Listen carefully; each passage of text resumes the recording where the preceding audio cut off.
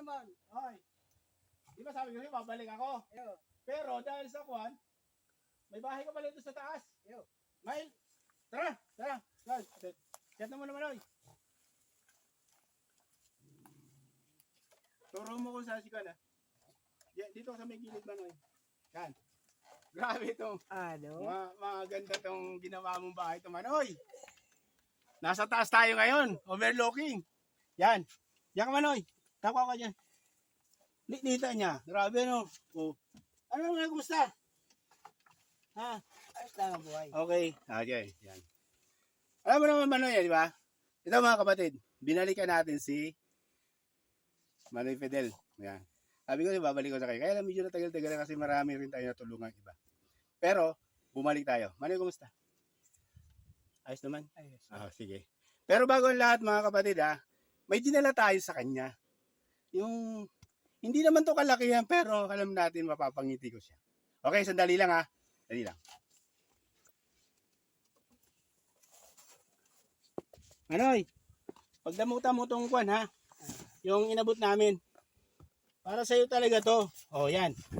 May biscuit, Manoy. May Lucky Me. May kwan yan, may sabong panlaba, may kape. Oh, yan. Mga kwan yan. Ilan naman, pakita mo, brother. Ayan, oh. Yan, oh. Hindi naman kalakihan to, pero kahit pa paano, alam ko mapapangiti rin man kita. Kaya, pagpasensya mo na yung naabot namin. Pero bago lahat yan, meron lang ako pasasalamatan mga kapatid Ito. Pasasalamatan ko si Sir Edwin Layosa. Salamat. God bless sa tulong mo. Nakarating na dito kay Kuya Fidel. Ha?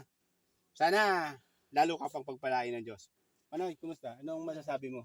Ano? Ay, salamat po sa tumulong. Pero, Maraming nailing ko, nakita ko sa iyo kahit pa paano mga kapatid, napangiti natin si Kuya Fidel. Maliit lang na bagay ito, pero nakita ko yung ngiti niya, di ba? Yun yung bahagi na hindi naman tayo, baka sabihin, di ba? Kaunting bagay lang, pero napangiti natin, malaking bagay na yon.